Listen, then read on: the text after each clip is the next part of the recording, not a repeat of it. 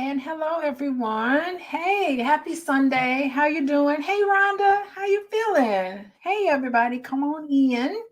Come on in. We're talking about, of course, the book club, how to be an adult in relationships, the 5 keys to mindful loving. I am Dr. Alicia. I want to say hello to everybody. And there's my website. Look at that, coachingwithdralicia.com. I am here to say hello to everyone. and I got some good news, y'all. Um, we're looking at this book. We've been reading this book for several weeks. This is probably over a dozen videos I've done, and we're only on chapter 3. So it'll be a while before we end up finishing this book. But we reached out to David Risho, sent him an email, told him all about what we've been doing every Sunday. And so he's agreed to come on. He's agreed to come on here and talk to us about this book. Now, I have a lot of questions for him about this book and his thinking and his practice. What a treat. Like, I have over 20 years of practice experience as a licensed therapist. This man, David Risho, he's got over 50. I think he is about 80 something years old. So what a treat would it be to have him on here. It won't be, if not, we haven't nailed down the details, but if it's not this Sunday, then it'll be next Sunday. It'll be one Sunday this month. We're definitely going to get him on here. I have a lot of questions about how he came up with this book, how brilliant it is. And thank you, Tara. Tara's telling me she likes my hair. Y'all like my new look? I have to change it up a little bit. This is why I'm kind of on here a little later than normal, because I had to go to the salon, get my hair done today. But anyway, I like to change it up a little bit. So thank you for that compliment. So anyway, we're going to continue. We are going to continue our book club discussion. This is my Healing Haven book club. And the Healing Haven book club came out of private group work that I had been doing with a selected group of individuals, my VIPs. And each week we've been talking about healing. We've been processing a lot of things happening with us in a small, intimate group setting. And the group kind of ended, and we all wanted to continue our discussions. And in that continuation, we decided that we would read this book, How to Be an Adult in Relationships.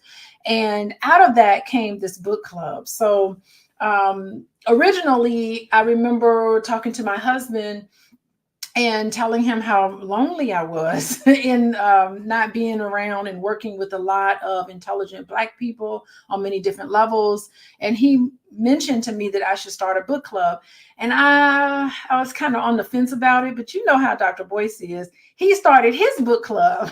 So out of his conversation with me, that encouraged him to start his own book club. And I really liked it. I mean, I thought it was a wonderful idea. So it was Dr. Boyce's suggestion to start the book club.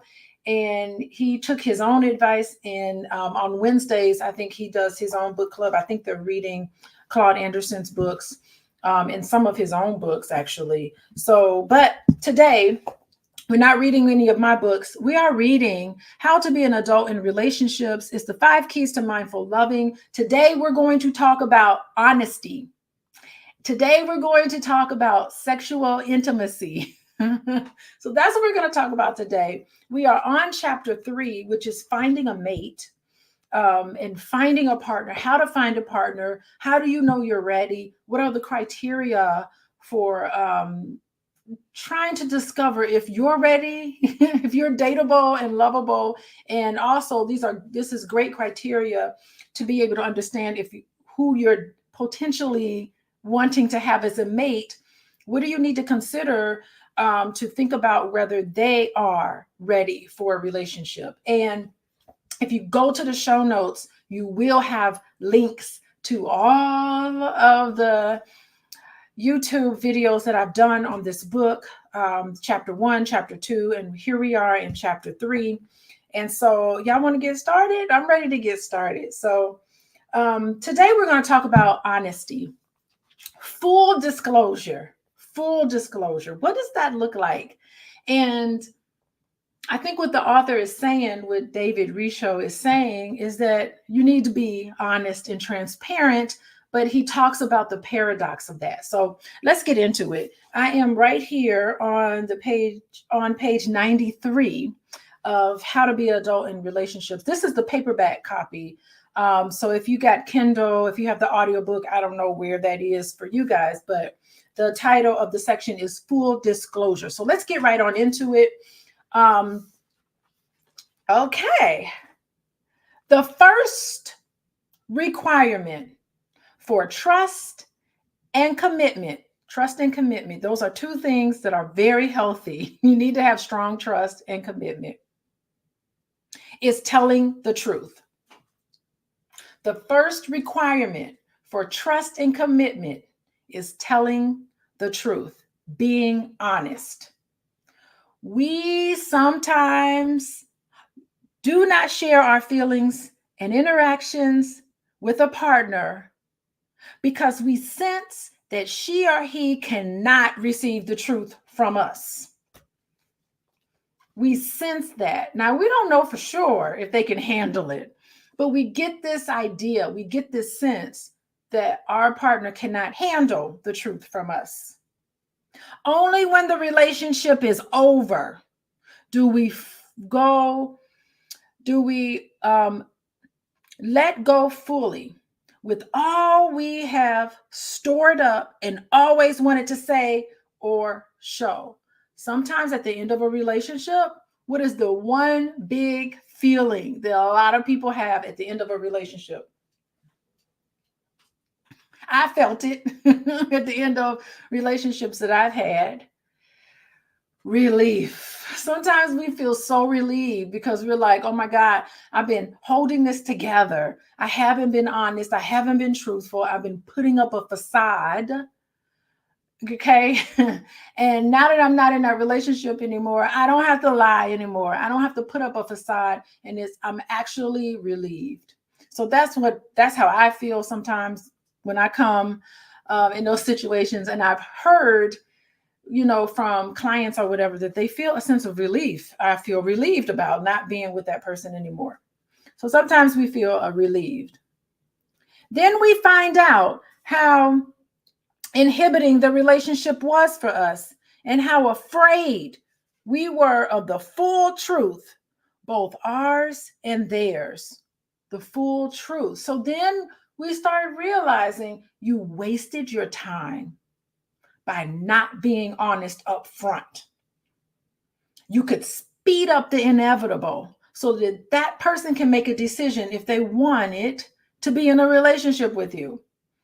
See, when you enter into a relationship and you want to develop trust, you want to make sure that you are basing your relationship on who and what that person really is. And if they're telling a whole lie, you're falling in love with a fantasy. If the person is lying to you or telling you what you want to hear, you're not really falling in love with that person. You're falling in love with this idea that this other person has created because they sized you up and they think they can tell you what you want to hear. That's what happens in these situations. Okay. We feared saying what the other was afraid to hear. We were missing out on the 5 A's, but putting up with the deficit to maintain the bond and avoid winding up alone. Wow. So we aren't honest with our partner because we feel like if I was honest, there's a deficit, and then that person ain't going to want to be with me anymore. And I can't take being alone. I can't take being alone right now. So I have to keep up this lie because I'm not in a place mentally where I could be honest because I'm scared that that person will reject me. And there's no bond, right? But the bond wasn't even real in the first place because that person was bonding with the facade, with an illusion. And Boy, oh boy. In 2024, we can't continue with an illusion because I think 2024 is all about you can't hide from the truth. It's all coming out. Dang, I don't even want to go into it, but you know what I'm talking about. Every time people were lying and being dishonest, this year it's all coming out, right? We're learning a lot of things. We're looking at everything like, whoa, what's happening here, right? Okay, let's continue. But we can say and hear anything when we trust the loving intent and loyalty of another in the holding environment of intimacy,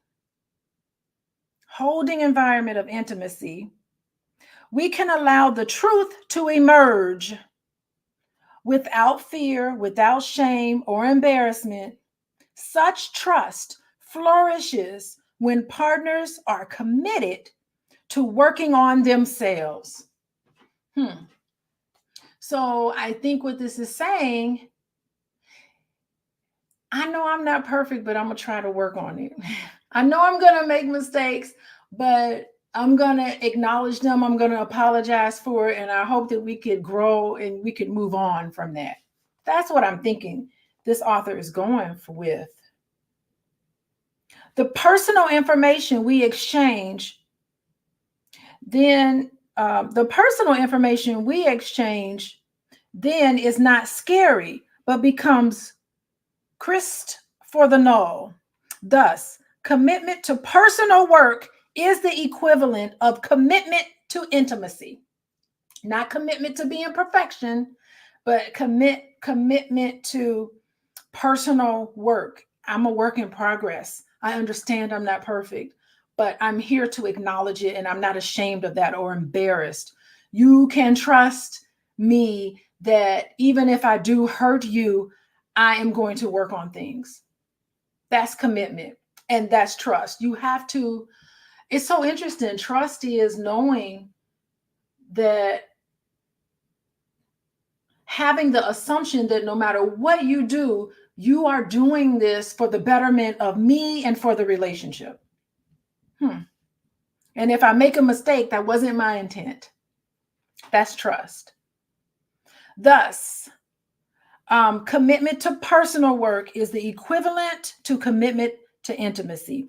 And since self-disclosure entails letting go of the ego, a spiritual practice figures into. Yeah, I don't want to get too deep in the rabbit hole of spiritual practices, but yeah, I mean, that makes sense. It's a spiritual thing. You can transcend some things of human errors that we make.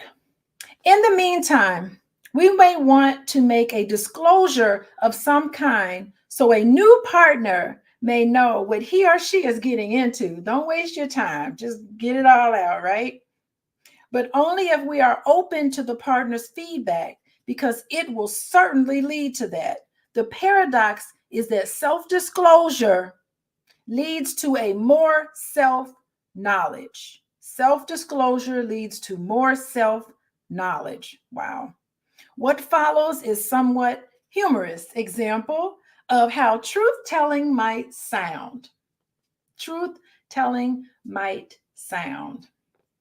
So I'm going to read a passage that's going to talk about how truth-telling might actually sound. Our relationship seems to be, and before I read this, I want you to listen to how you've done this in relationships. This is a great scenario of what truth telling and being totally transparent and honest with another person, what it sounds like. And I'm curious if you can find yourself or your partner in some of this. So listen out for this. Our relationship seems to be getting serious now, and I'm happy about that. In the interest of keeping everything clear between us, I would like to share some things about myself. I'll begin with the qualities that are less appealing and then go on to others that may be more encouraging. I want so much love. and to be loved. I have to admit that my fears make me fight the truth. Fight it. Wait, I gotta turn my light on so I can see. My fears make me fight it tooth and nail. Makes me fight it. So there are things I want to share with you. They're not great. They're not appealing. But I'll begin with the qualities that are less appealing and then go on to others that are more encouraging. I want so much to love and to be loved, but I have to admit that my fears make me fight it tooth and nail. Once it gets close to happening, I can only be loved by someone flexible enough to allow for such intimacy. In fact, I can't be depended on for perfection in any area. If you can only love someone who meets your specifications as a perfect mate, you won't want me. If you have a rigid definition of love, I will not fulfill it. I don't have a history of getting it right. Does anybody? Nobody, right? Most likely, I will not come through for you as often as you would like. I'm often combative, especially when I notice that intimacy is beginning to happen. Some people get very scared, right? And they recreate things that make people push them away, right? I may not always listen or even try to understand. I may not always be there for you when you need me. I may not accept you as you are. I may seduce you with my looks, my charm, my words, or sex. And then I may not deliver. I look self-sufficient, but it's just a facade. Underneath, I am needy, I'm scared, I am bereft and lonely. I may lie or hide my true feelings. I may run from yours. I may try to get you to do things for me or give me things. Those are my way of getting you to prove that you love me. I may want a relationship for narcissistic reasons. I want a relationship for narcissistic reasons. To have you there for me when and as I want you. I may not be available in turn for a true exchange. I may not welcome someone who comes with personal requirements. Your needs are not important. In narcissistic relationships, it's only about my needs. Your needs are not important. I will have to learn how to honor them. And I may take some time to do this. Do you have time? Do you have time to be patient with me? I have noticed that with my distressed childhood background, the hill of relating slants quite steeply. I may be seeing one or both of my parents in you and may try to get you to give me what they gave me or could not give to me. How many times do we look for our partner to fulfill something that we wish our parents had feel? And you're not conscious that you're doing it. It's the unconscious thing that we do. I may try to control you. You will have to be on your toes to catch me in my many slippery ways of manipulating you. And if you do catch me and confront me about it, I may be so scared that I lash out to you for standing up to me. That's interesting because if you're in a relationship and you confront that person and they lash out at you, underneath that is feelings of fear. They're scared, right? It's like a hurt dog. You come and you want to console them, and what they end up doing is they lash out. And that's what we do, right? I may not be able to handle your freedom or your choices. I am jealous and even paranoid at times. It's scary to be in a relationship. It may be intolerable to me that you have close friends. If you require someone who doesn't ever make you cry, I'm the wrong person for you. I could hurt you. You can only love me as I am, not as you need me to be. I will disappoint you again and again as long as you expect me to meet your criteria. If you can only love me unconditionally and with no guarantees that it will pay off to do so. Now, on the other hand, I can also offer you some valuable things, more valuable than money can buy, which I may not always have, plenty of, right? In each of these, I acknowledge my limitations and my commitment to work on them. I think this is key. I think we need to approach relationships not necessarily on some of our terrible qualities, but on your commitment to acknowledge that we're all limited, but also to work on being better. That's key to me in a relationship. I know who I am, and I'm not ashamed to admit that I know. At the same time, I know it's up to me, and I know it's in me to lie or hide to protect myself. This is the key right here. I'm working on myself. That's how you know you're committed to another person. You're working on yourself.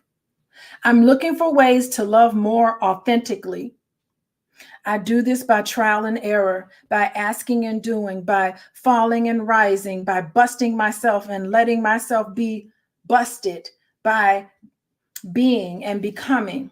I want to love you the way you want to be loved, and I welcome you to tell me how. I don't know. I can't read your mind. You got to tell me what to do, right? I'm always scanning my behavior to see exactly how I am controlling and demanding. And though I often don't notice, I welcome you saying, ouch. When I see how I offend, I make amends. I like that. I'm going to underline that one. When you see how you offend, you make amends. Ooh, that might be a good motto for relationships. When I see how I offend, I make amends. I might hurt you, but it'll never be with malice, only through oversight or because of my scared ego is strangling my wish to be kind. I'm trying to feel safer with vulnerability, with letting the truth come out, no matter how threatening it makes me feel. It is a work in progress, nowhere near completion. Perhaps you can even hear me opening right now in this honest and embarrassing presentation of myself. I'm not trying to look good. I want to be good enough to love honestly. I want to be transparent so that you can help me know where my work is. You got to get permission for someone to tell you. Go by my performance, not by my promise. Review my history by calling my former spouse, partners, lovers, and friends. Then look for signs for change. Decide with your eyes wide open. Give me informed consent. Whew. I won't disappoint you if you know me as a fallible human being with love to give and not much practice in giving it consistently. With a commitment to keep practicing, I can only be loved with all my faults. You got to love all my faults. My efforts to amend them and my failures to amend them. Accept me as I am, and love can happen between us. I can only be loved by someone who loves me for my fragilities and faults, the extent to which will keep surprising both of us. I can only be loved by someone who loves me with my arrogant ego, with my shadow, our shadows, oh boy, and with all the scar tissue of my childhood. I am I can only be loved by someone who, like me, has let go of the belief that anyone can be perfect for anyone else. I will need forgiveness again and again. Y'all see yourself in this? I see myself. I see myself, okay? It will take guts and performance to be with me. You will need arms that can hold a frightened inner child without losing respect for the outer adult. You will need eyes that can glimpse the terror that sometimes hides beneath a mask of rage. So when you see rage, underneath that is terror. What are you afraid of? Why are you so rageful? Right? You will need a heart that can bear pain and loss without losing trust in the love that is trying to find you. Love is trying to find you from me. I have lived too long in the past of not enough and the future of not yet. I feel readier than ever for love in the here and now. I've fallen in love before, usually with an image of an ideal or a projection of a fantasy partner. But this time, I'd like to rise and stand in love with the real you. This time, I will be working for a grade report of the 5 A's. Perhaps this is how we will not miss, you and I, love's many splendored thing. I close with these favorite words from Twelfth Night. I have unclasped to thee the book, even of my secret soul. P.S. Don't be fooled by my eloquence. Sometimes I can be pretty rude. Oh gosh, I have come to recognize that being trustworthy does not demand that I be rigidly consistent, but that I be dependably real. Can I be expressive enough as a person that what I am will be communicated ambiguously? Carl Rogers, of all people, wrote this. And y'all know about Carl Rogers? Right now, I'm teaching a practice one class, and we've been exploring Carl Rogers. Carl Rogers is one of the founding fathers of psychotherapy. So y'all got to get a book by Carl Rogers. He gives like a humanistic approach to therapy. And Carl Rogers believes that if a therapist is empathetic, has a positive regard, and is unconditionally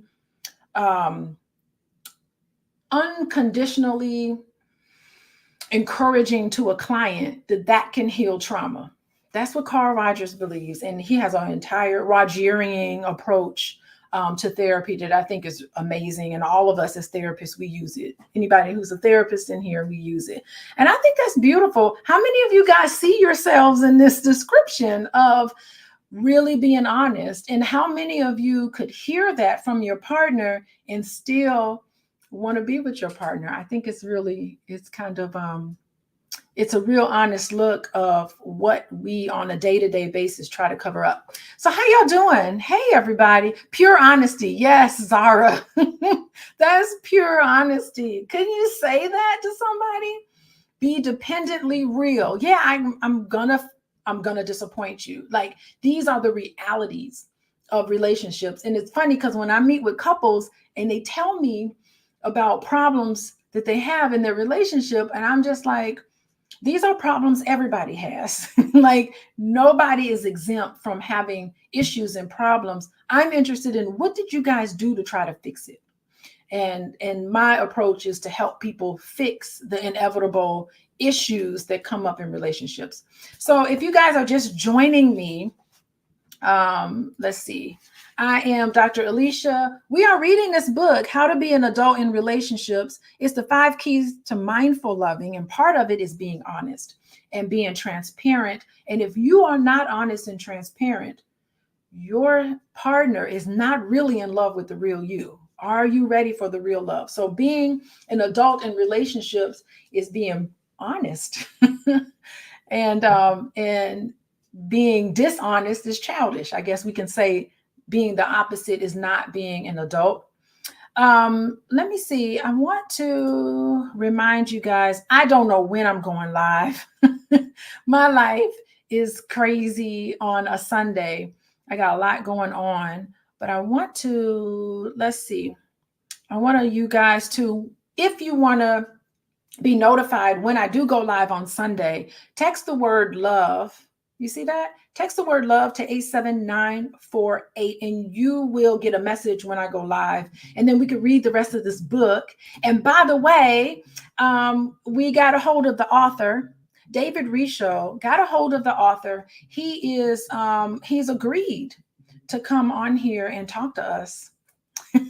And I got several questions that I want to ask him. And he's retired. He doesn't even take clients anymore. But we reached out to him and we let him know that we've been working on and reading his book online. And he was very happy, to be able to join us. So we're going to schedule that. Now that I'll have scheduled in stone. And so you will be notified. We get to bring the author on and we get to talk to him. And I think that's such a treat. So anyway, let's get going.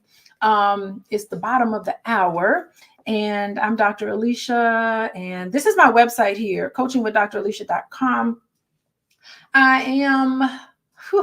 I'm busy, but I do have a couple of spots open for individuals and couples. So reach out to me. Let me know if you want to work with me on any issues. And Coaching with Dr. Alicia, if you go to the website, you fill out the intake form and someone from my team will reach out to you and we can make an appointment and sit and talk, right, about what's happening. So we just finished this part about honesty. What y'all think about that? The honesty. Dr. Vibe, how you doing? Many years ago, I could not, but now I can. Okay, I can be honest. I had to be honest with myself first. Yeah, so many years ago, that's interesting you bring that up, Dr. Vibe, because sometimes age comes wisdom. And maybe early on in my life, you feel a little self-conscious about who and what you are. And sometimes with maturity and age, you feel better about not coming up. Exclusive multimedia. Ooh, if I had to deal with all that, I'd rather stay single. Yeah, I mean, that makes sense. I mean, some of that stuff was pretty brutal. I may hurt you. So it's interesting because the hurt is almost, according to what David Risho is saying, is that at times in relationships, you have to know that sometimes your partner is going to hurt your feelings. It naturally happens. Sometimes your partner does things that irritate you and get on your nerves. And sometimes we need to change the way we look at relationships and know that that's just normal. Some of this stuff is normal. For me as a therapist, is how you deal with those imperfections that happen and just being the raw you and having that sort of intimacy and connection is what's important. So I'm going to move on here. Well, here we are on page 97 of chapter 3. Chapter 3 is all about finding a partner. And if you want, this is part 3 of finding a partner. And if y'all want to know how to find a partner, take a look at part 1 and 2. It's in the show notes. If you know somebody who's looking for a partner, please share it with them. Share it with your significant other. Let them look at this and reflect on some of the things we've talked about. Hit the like button too. So that helps me. Hit the like button. And please share with people who are important to you. I think the stuff in this book is very critical for us to get. There's enough toxicity on the internet. The purpose of this is to break through some of that. So yeah, I'm excited too to have David Risho on. Excited to have David Risho. Yes. Let me tell you, it is hard putting together a good team, but I think I got a great team right now. So thank you. Thank you for that comment, Zara, Nandy. How y'all doing? Rhonda, welcome back. Zen Moy, listening and learning. 31 years of marriage. Yes. 31 years of marriage. Congratulations. I hope it's been ups and downs. I'm almost certain. Zen Moy. Okay. So we're going to go on and talk about a topic that's a little uncomfortable for me. It's about sexualizing our needs. So I like this. I was reading this earlier today, and it really tells us how do adults look at sexual intimacy versus how do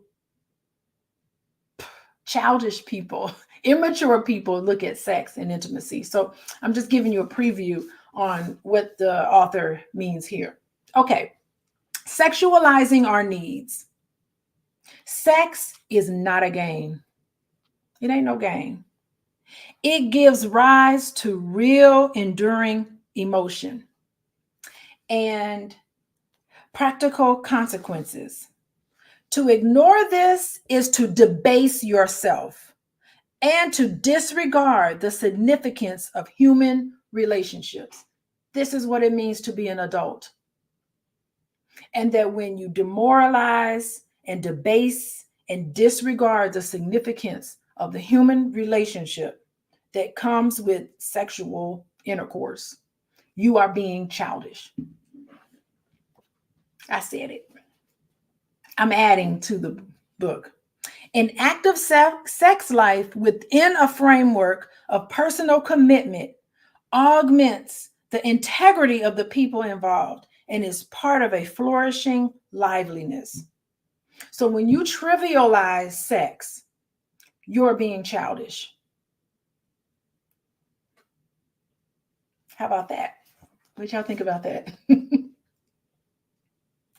Saint Thomas Aquinas was once asked if Adam and Eve had sex before their fall in the Garden of Eden. That is, before ego became the driving force of human choice. He answered, "Oh yes, the intensity of pleasure is not excluded from the state of innocence. Only the fever of lust and restlessness are." Perhaps this is the idea we begin to see what sex with the 5 A's might be like. The primary motivation for each of us is to bring pleasure to the other. There is no goal. We allow for shifting levels of arousal throughout the lovemaking. We continually check in with one another through eye contact, smiles, and body language. I have to tell you, I disagree with people who say that men are naturally sexually adventurous or promiscuous, that it's a natural thing for men. I don't believe that. I think men are socialized. That's what I think. I think men are socialized to stay in an arrested development when it comes to intimacy and sex. That's my theory. And I base this on the fact that we just live in a society where men are seen when you go out and you're with a whole bunch of women and you have notches in your belt, that means manhood. And I don't think that's manhood. I think manhood comes when you acknowledge your desires and your needs, but you are in control of them. And I think that there's a socialization process, particularly with men. And then on the flip side, I think women are socialized too, but we'll get into that later. So, that's just my thinking. My thinking is that there's an arrested development when it comes to male representations of manhood as seen as someone who can have sexual intimacy and really vibe off of that. Because facts, I love facts. Here's the fact. The fact is that married men have a better sex life than unmarried men. That's facts in general, right? Married men have a better sex life, and even have a better sex life than cohabitating relationships. So there's something to the commitment of marriage that elevates sexual intimacy. That's something for y'all men to think about. How have you been socialized to perform and to do and to live up to something? I don't know. I just want to leave it there. I think that's my theory. That's my theory there. Based on being an adult in relationships, men are honored and respected for being childish when it comes to sex. Okay. Yeah, thank you, Linda. Society does not support true love and emotional intimacy. It does not. It almost tells men, what's wrong with you? Why would you be faithful to one person? You are a man. It's natural for you to want to spread your seed everywhere. And I think that's false. We need to get away from that. That's childish. So that's going to be my new word. Every time I see stuff, I'm be like, that's childish. That's childish. Grow up. Okay. How are we going to grow up? There is actually a physical basis for connection between nurturance and sexual fulfillment.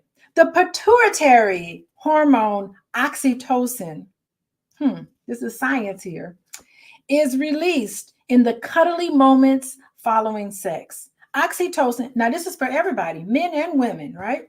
Oxytocin works on the mammary glands to stimulate the release of milk in nursing mothers. It seems that nature intended sex to be connected with nurturing tenderness, as if in love we breastfeed one another's hearts. How about that? Breastfeeding your hearts. Needy sex carries that delicate charge, the thrill of involuntary sensation and irresistible force. Oh God, this is embarrassing to read out loud. The anticipation of ecstasy. In Forza del Destino, the lust with a must exploits our unconscious habits and longings. It is sensation, physical, automatic reaction, not feeling, which is physical, emotional, intelligent response. So it's a sensation, right? Sex is based on a charge, and it's stimulating and sensational, but does not include the authentic depth of feeling requisite to intimacy. Okay. We sometimes seek a sexual relationship not to share with an adult passion, but because we believe a sexual response from another person fulfills our unmet emotional needs, or even grants us a sense of security. We may feel we are simply looking for sex where we are actually seeking to be personally received and confirmed with the 5 A's. I'm calling women out. All y'all ladies out there, I'm calling y'all out because I think women do this. Women want attention from men so badly because they're lacking, that they feel like, I got to give him what he needs. I got to give this person what he's asking for so that he can pay attention to me. And I just think that that's not lasting, because what happens afterwards? He's gone and you feel like a cheap hoe at that point, So I'm saying is that, if you're doing it, you need to have the connection already and let sex be the result of the connection, instead of searching for some unmet need, Ladies do this a lot. Searching for some unmet need, thinking that you'll get the attention, the acceptance, the allowance, the appreciation, getting it by giving into this lust because you feel like that's what that man needs. And I want him to pay attention to me. I see it with women. Oh boy. When we sexualize our needs this way, we are recruiting our genitals for tasks that they are not designed to fulfill. Yeah, it'll never be fulfilled. You can't get no man through sex. And why would you want to? It's not real, you know. It's never going to fulfill. Your genitals aren't going to fulfill something emotional, right? The specific form of sex we seek, this is adults, right, may actually represent a search for one or more of the 5 A's. We want to be held or touched in a bodily way that feels to us like richly given attention or appreciation or acceptance or allowing, right? The welcoming intimacies offered to us may feel like authentic affection, though they may only be a picture of it. It ain't real. It could just be a picture of it. The arms we seek are ones that transcend the present moment or sexual partner. They hearken to times long gone by. The sexual confusion especially applies in sex addiction, which is also a search for a translucent, however futile. It's futile.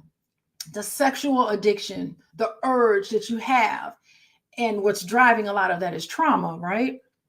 And or fulfilling lack thereof, not feeling fulfilled. That's really what's driving it. So sex is a trickster. It tricks you, right? It is a trick.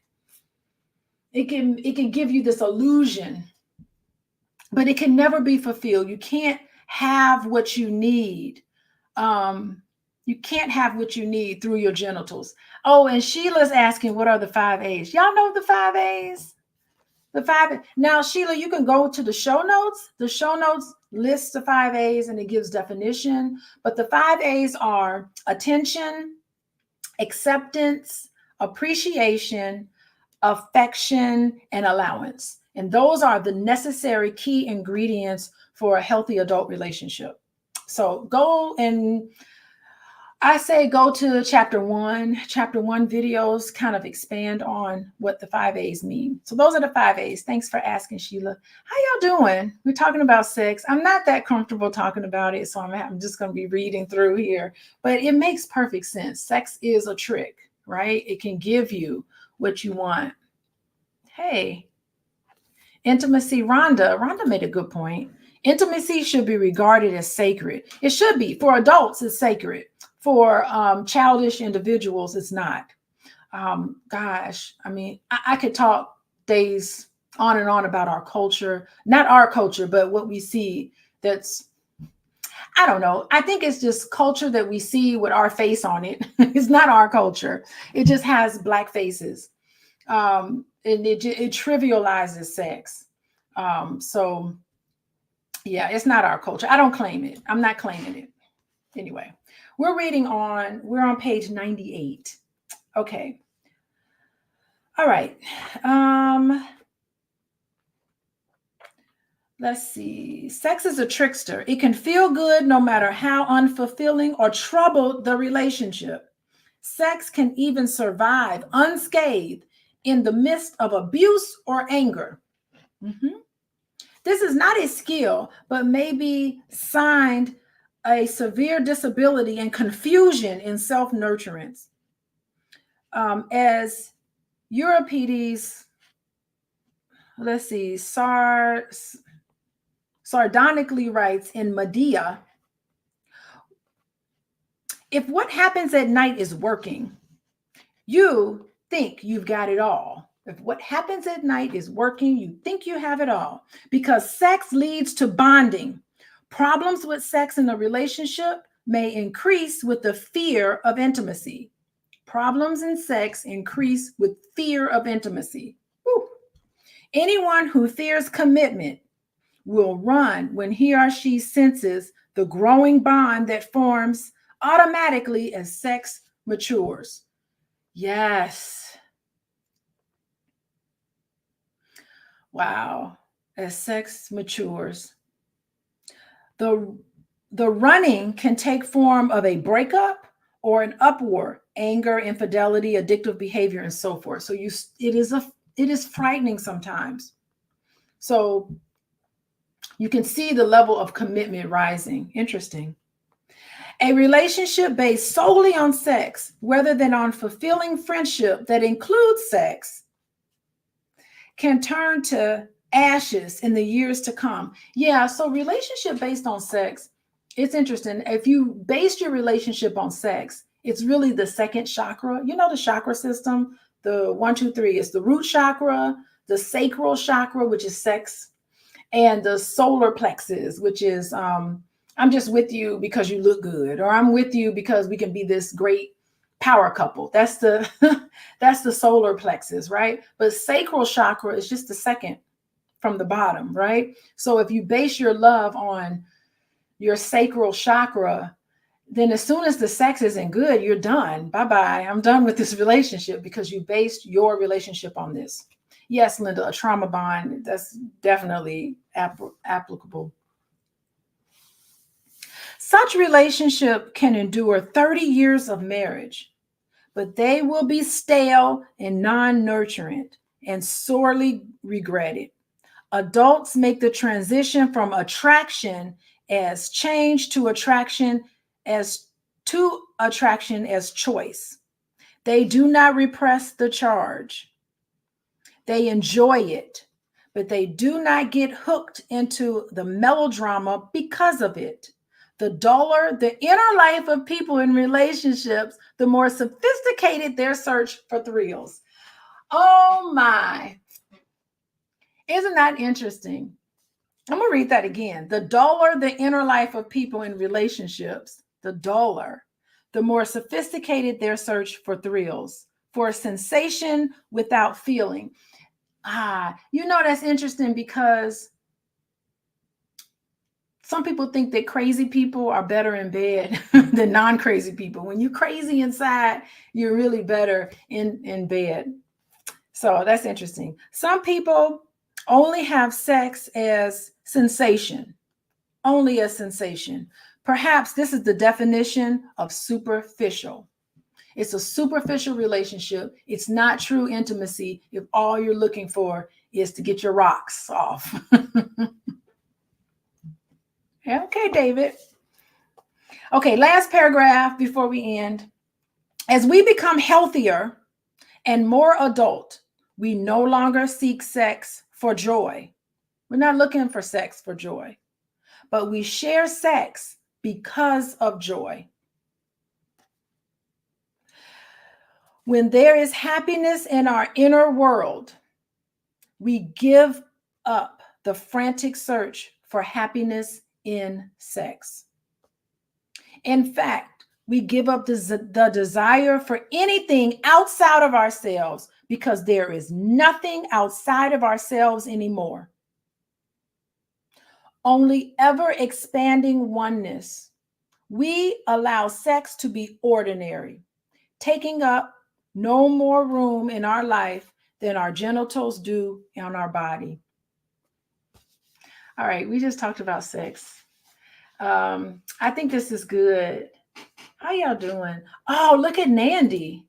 Nandy nailed it. Sex creates soul ties. Yes, it does. Empty sex is taxing on the soul. Yes, which gives way to that bereft vibe, depression. Absolutely.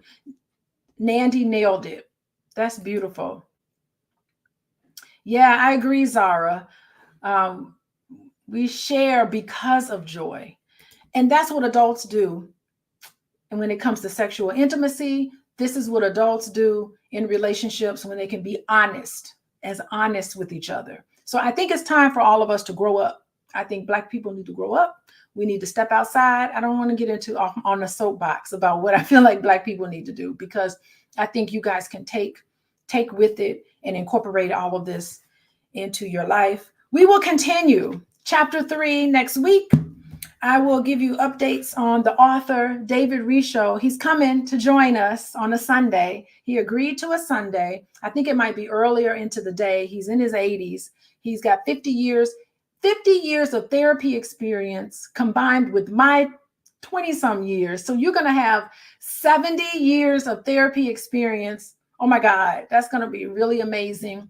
If you want to know when this happens, when the author comes, let me see. You need to text the word love to 87948 and you will get notice. You'll get a notification when I go live because I do not have a set time. Unfortunately, I don't have a set time when I go live. Follow me on Instagram. I'm trying to freshen up my Instagram page. So follow me on Instagram, Coaching with Dr. Alicia. Follow me on the gram. But then you can always reach out to me. There's my website, coachingwithdralicia.com.